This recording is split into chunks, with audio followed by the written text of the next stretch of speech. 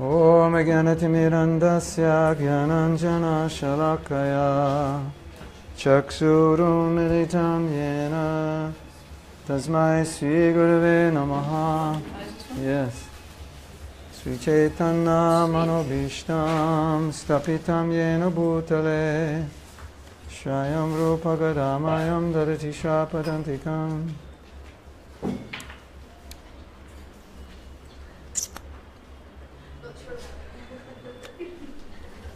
I think it's better with water. Some more water, yeah. Yeah, the yogurt was not sour, so therefore it was sweeter. I should add some water? No, I think bell fruit with water is better than bell fruit with yogurt. I just heard something about lassi with bell fruit, and I thought, okay, I try it. Because it wasn't enough. Water, yeah, it needs more water. Everybody gets to watch me drink. This is bell fruit with yogurt. Okay, so it's sweet. I'm sorry, the cups are full now. What is the white stuff? Bell fruit lassi. Welcome. I've been deceived. Welcome to you. I thought it was going to be better than it was. This is too complicated for my Too much. brain. Wow. Sri Krishna Chaitanya Prabhu Nityananda Shri Advaita Gadadhara Srivasadi Gaura. Welcome everyone. I'm going to continue reading.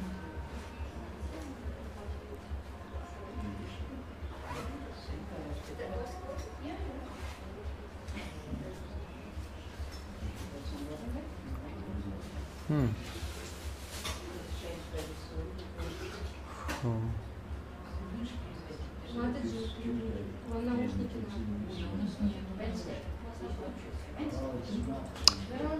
I got a flat tire. I was supposed to come on my scooter. My wife took the scooter. She didn't tell me. I rode my bike, got a flat tire. So all my excuses for being late. And I was at a meeting before the class. Attention, everyone. Can you be quiet? We're online speaking to millions of people.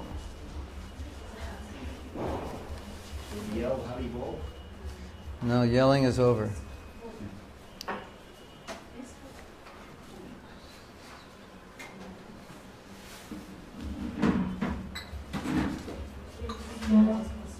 Okay.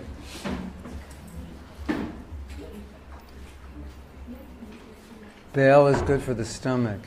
Yeah, so many things are good for the stomach. We used to come to India and we'd all have diarrhea and everybody would say, drink this, it's good for the stomach. But nothing helped.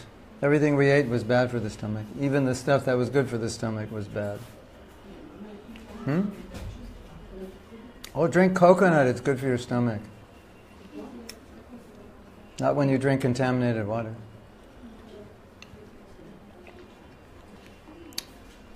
To enjoy materially, a great deal of ignorance is required.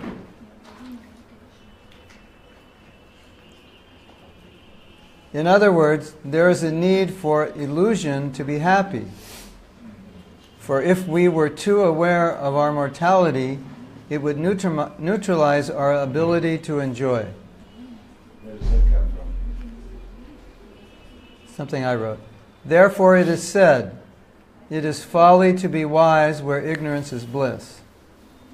And Srimad Bhagavatam describes that Lord Brahma created various illusions that would enable us to think that we are happy even though we live in the jaws of death. So,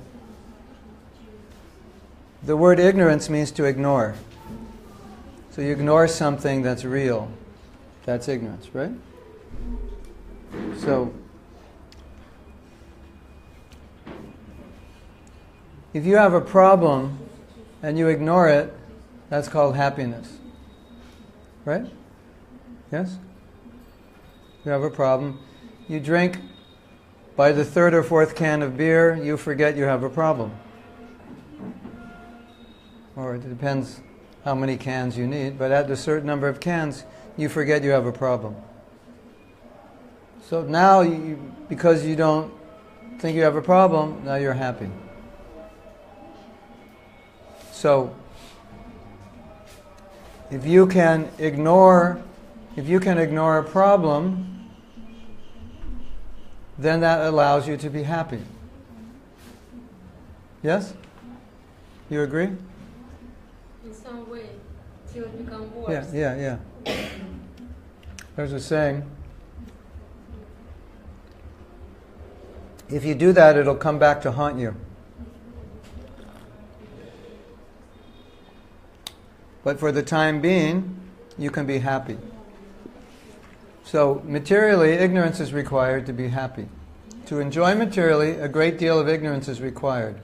There is a need for illusion to be happy, for if we were too aware of our mortality, it would neutralize our ability to enjoy. You agree? Yeah, okay. That's why if you preach a spiritual philosophy of positivity and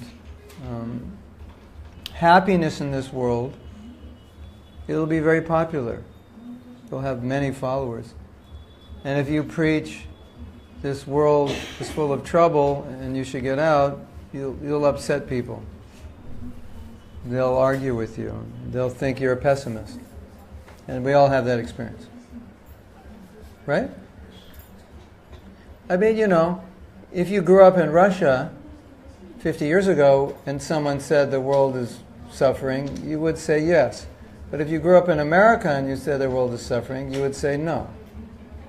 And you would argue. You agree? Yes?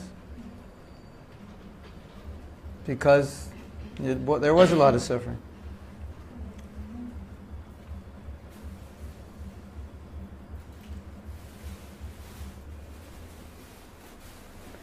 I heard one time Prabhupada said something.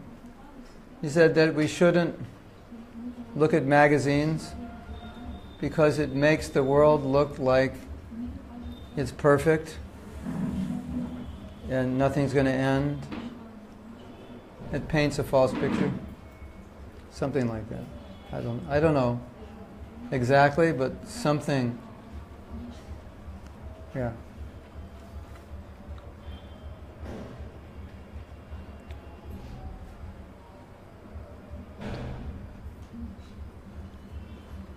How about this? It's your wedding day, and a mystic comes, and with one mantra, he flashes your whole life in front of you, and now you're looking at your husband or your wife, and they're 80 years old. Would you get married?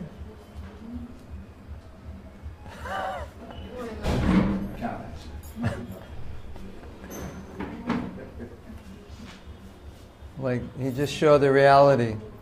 Maybe we would change our mind. Maybe. I don't know. Yeah. So, the idea is, if you were at your wedding and the priest said, I can show you what your husband or wife will look like in 50 years, would you say, yes, show me? Or would you say, no, I don't want to see it? Yes, Raise your hand if you'd say yes. Raise your hand if you'd say no. Oh, wait, okay, those of you who raised your hand, then after you see, what would you do? Would you still get married? but it's not about face. Yeah. Yeah. First of all, I love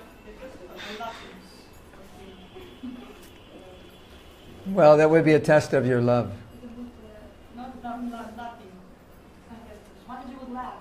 Oh, she would laugh. And then what would you do? Cry. First she'd laugh, then she'd cry. And then she'd run. Yes? Maybe.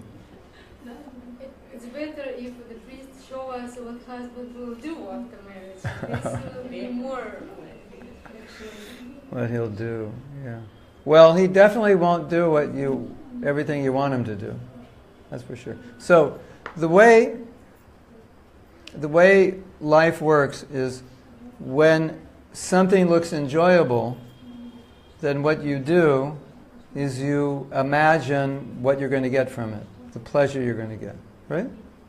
You see, okay, if I marry you, I'll get this pleasure. You marry me, I'll get this pleasure. We go on this vacation, we'll get this pleasure. If I have this money, I'll have this pleasure. If I have this car, this will happen. We imagine into what it's going to be like, right?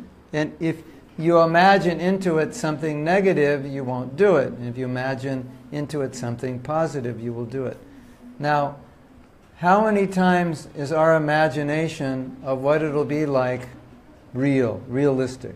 That's what it's like. How often does that happen? Sometimes. How many, what percent is sometimes? In your experience? 25%, if that. What? How many times? I said 25%, but I'm really negative. I'm like 25%, yeah. I mean, in one sense you could say, it's never exactly the way you imagine it. And the reason I say that is because no matter how good it is, you'll get tired of it. Right? Yes? Yes, very fast.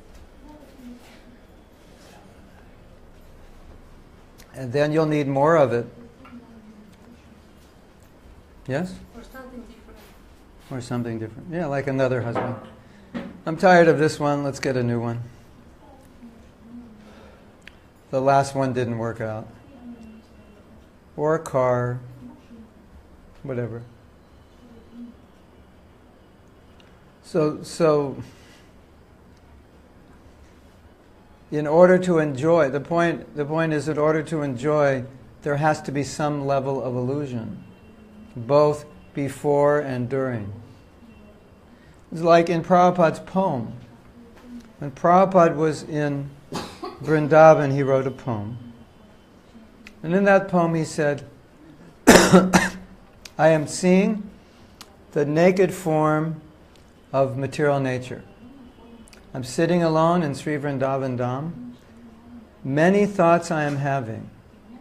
I have my wife, my sons, my daughters, my family. But I am a fruitless glory. In other words, I took sannyas, so I'm glorious as a sannyasi, but fruitless as a father and a husband. I'm a failure materially. And then he goes on to say, Krishna is showing me the naked form of Maya. And then he says, it gives me a laugh. I sit alone and I laugh. So he's in his renounced position, having lived in the world, and now he's looking at everything, and he's saying, where's my father? Where's my mother? Where's my relatives? Where have they all gone? All that's left is a list of names. They're all gone. So that he's looking at all this and he's analyzing it and he's saying, now Krishna has shown me the naked form of Maya. And I see things as they are. That's the naked form of Maya. This is how it is. So what he's saying is that most people don't see the naked form of Maya. They see the dressed form of Maya. But if you see the naked form of Maya, you see things as they are. If you see things as they are, your tendency to want to enjoy them will be minimized, because you'll be seeing actually what is, not what you think is, not what you hope is, not what you wish is, not what you imagine is. Right? When I was young, I had this ambition that it would be nice to be a rock and roll star. Then I could be on stage playing music, what I love to play music, and making money and being famous. Right? Now, if you look, have you ever listen to an interview of a rock and roll star, what their life is like, or just look at their face, you could see they're kind of worn out. And most of them had, a lot of them had bouts with drugs, and a few marriages, and made a lot of money and lost a lot of money, and like that. So it's not as great as it is. A devotee told me, I forget who it was. He said, no, I think it was Ganga. When George Harrison came here to Mayapur, he was talking with him. And George Harrison said, there's only 2 countries in the world where people don't know who I am. He said, everywhere else I can't go out anywhere because people attack me. And he said in London, a bunch of young girls came and attacked him, knocked him over, and just were all over him. So, you want to be a rock and roll star? Well, that's, you're going to walk down the street and get knocked over and attacked by people. It's not exactly what you think it is, right? You remember Elvis Presley? Elvis Presley was hugely famous, wealthy, attractive, and very miserable.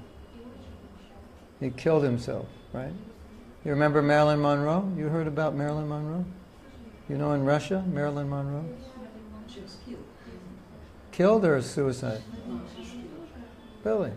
Why? No, she was killed. How do you know? Well...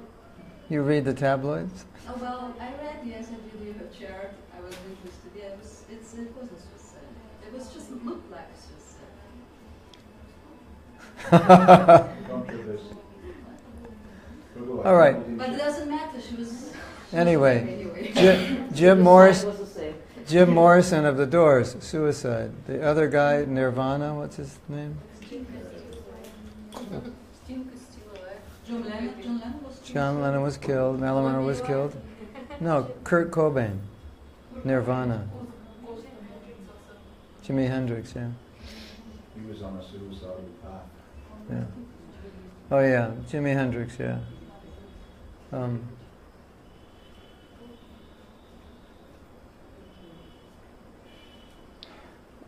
I have to tell you a little of the history of rock and roll. When you're a young boy in America and you grow up playing guitar, like I started when I was 12 or 13, then you have this desire to be in a band, and obviously if you're in a band, you want your band to be famous.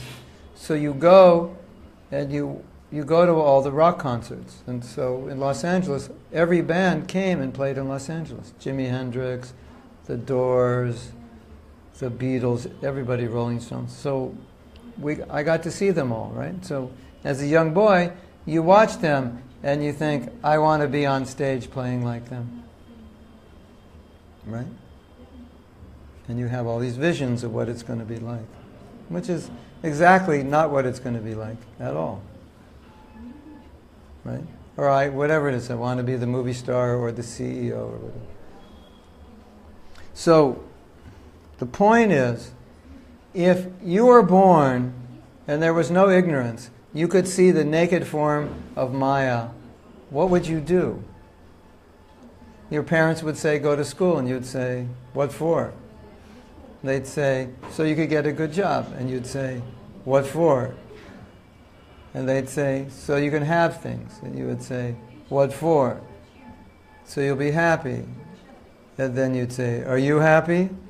And they'd put their head down. They couldn't say anything, right? Sukadev Goswami, what did he do? He was self-realized. Did he look for a job in the IT sector? No. He renounced everything. He left home, right? So if you're born seeing the naked form of Maya, what will you do? You'll either do nothing or you'll find spiritual life. But you won't engage in material life because there's no illusion to make you think that'll make you happy, right? So the greater the illusion, the greater the effort, right? The less the illusion, the less the effort. The greater the illusion, the more you get entangled in material life, the less the illusion, the less you get entangled, right? And that's how you become renounced.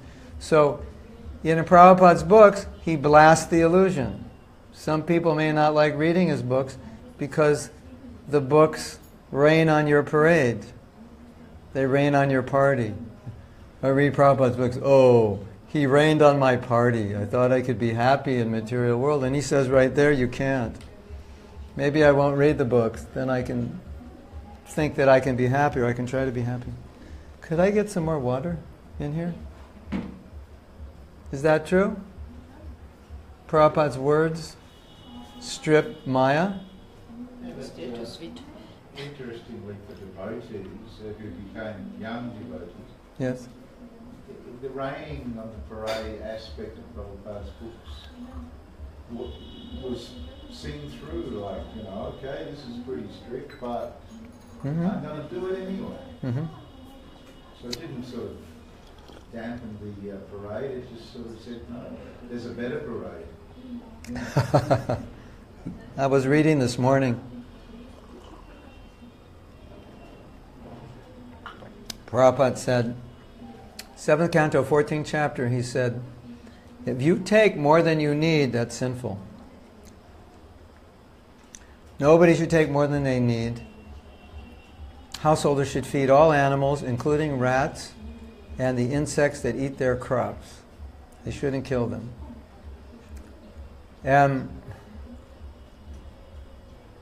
he said, we should live as simply as possible so you can engage your energy in devotional service. So I was reading that, and as I was reading it, I was thinking, did anybody get this? Right? Did we not did we read this? Or we read it and what happened? Right? Because Prabhupada's talking about, when he talks about living simply, it probably is a little different than our living simply. He really means simply. So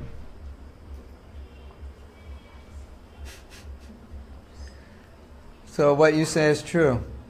Sometimes it doesn't register because maybe we're not ready for it. Yes? Now, many devotees who live in the West, they tell that simple life for us is live in a room, in an apartment, have hot water, and go to the market, buy all what I need, and not growing, not making fire or cooking. This simple life. Yeah, simple life is relative. Then it's relative. It's simpler than somebody else's life. I think the point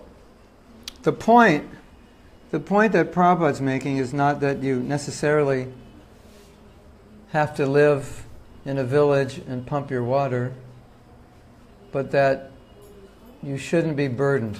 The word Prabhupada used in these purports, it's a nice word. It's 2 words. It's kind of interesting.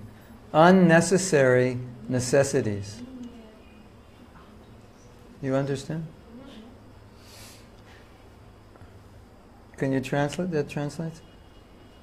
We're working hard for unnecessary necessities. In other words, we think they're necessary, but they're not. So, I thought that's kind of funny. It'd be a good title for a song. Unnecessary necessities.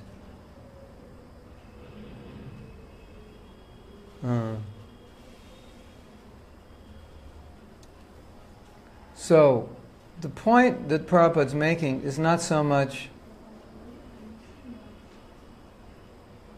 how austerely you live, but how much time do you have for your spiritual life.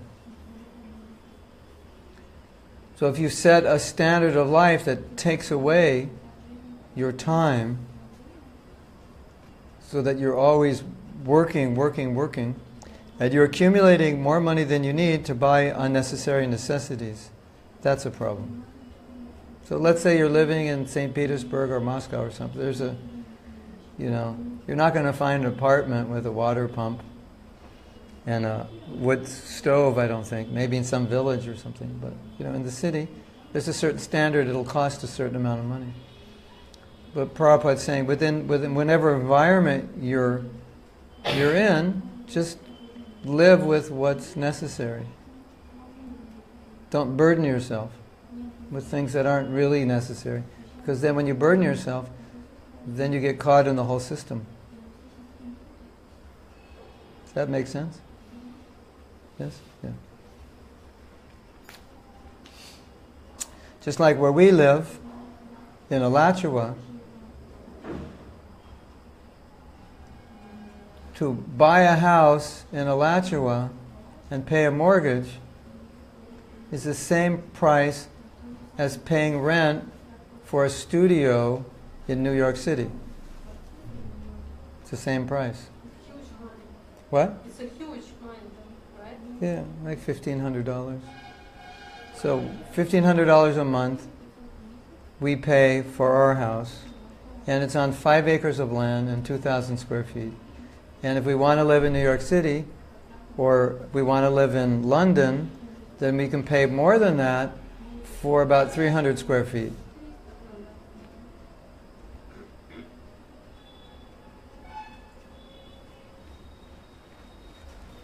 So, it's all relative.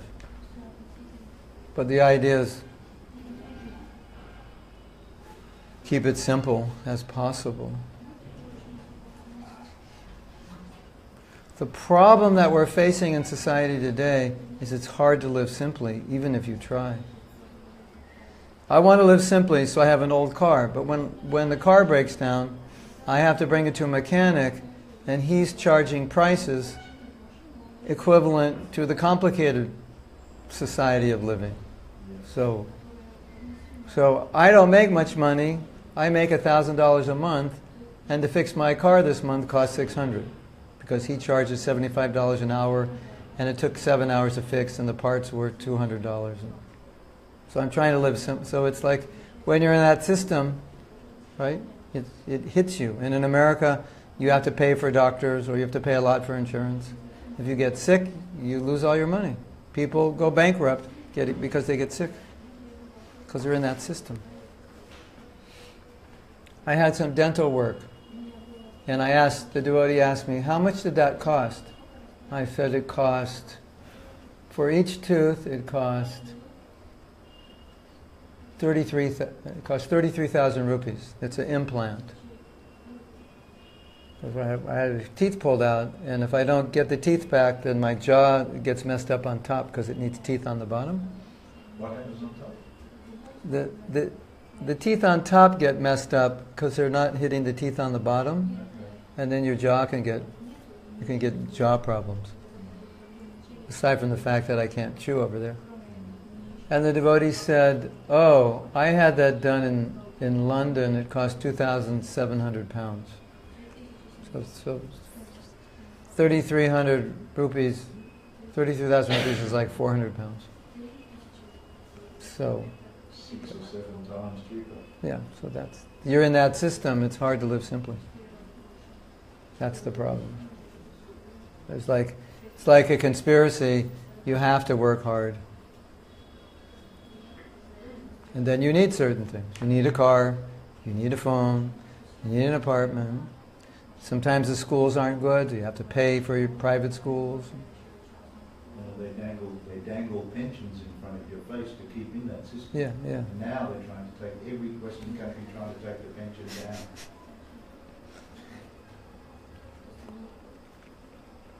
We have a saying in America that you go to America to search for the American dream, but it ends up the American nightmare.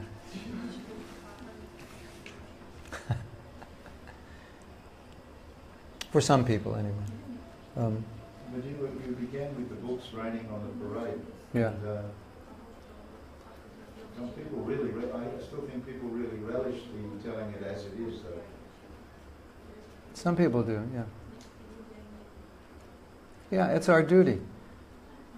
This is what it is. I mean, not everyone will like it, but it's our duty to tell it like it is.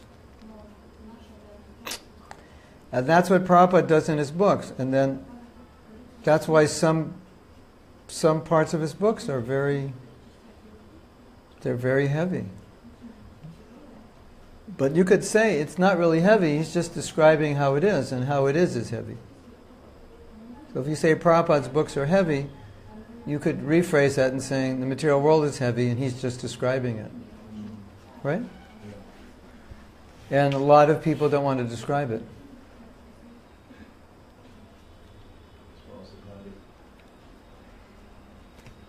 So let me read another one.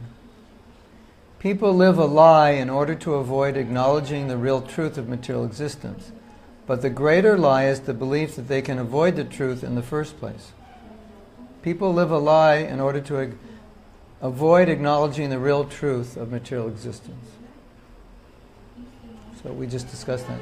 The greater lie is the belief that they can avoid the truth. Pretty sad. When you think about that, sad. Yeah. You lie to avoid the truth. You lie to yourself to avoid the truth. And the biggest lie is that you can avoid the truth.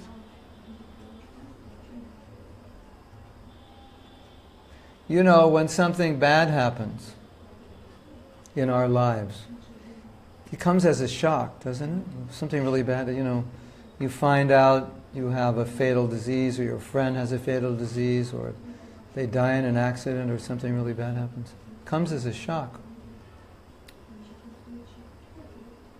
One time, Prabhupada said, there's going to be World War III.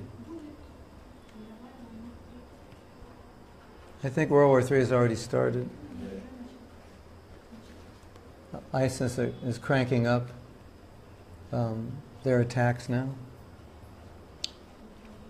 London was attacked. St. Petersburg was attacked. Somewhere else was just attacked. Sweden, I think, was attacked. Stockholm. So one devotee said, he was thinking,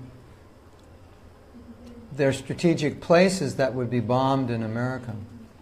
So should we move our deities out, and should we all move out to places which weren't likely places to be bombed because there's not many people living there? So Prabhupada kind of laughed because he saw the devotee's concern. What Prabhupada saw as his concern was that I'm going to die, or we might die.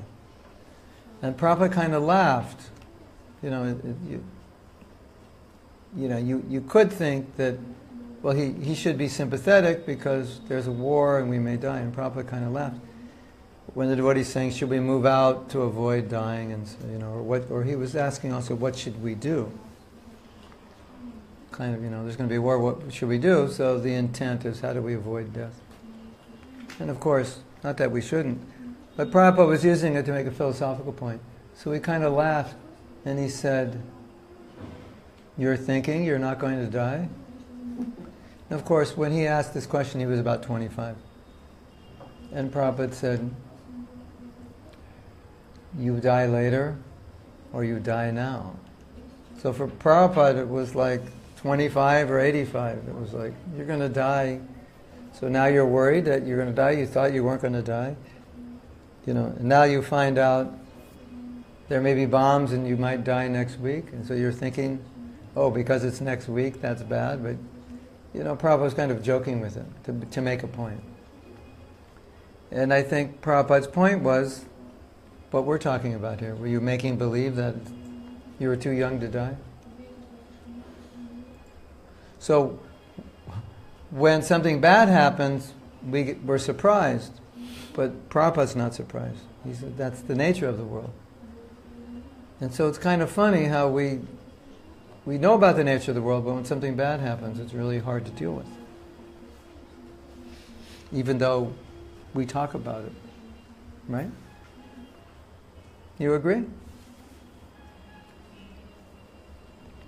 It comes unexpected, but from Prabhupada's perspective, it's not unexpected because he's always telling us about it. You understand? Like, he's telling us what the world's like, but for us, when something bad happens, it comes as a surprise. For him, it's not a surprise. That's just how it is. Right?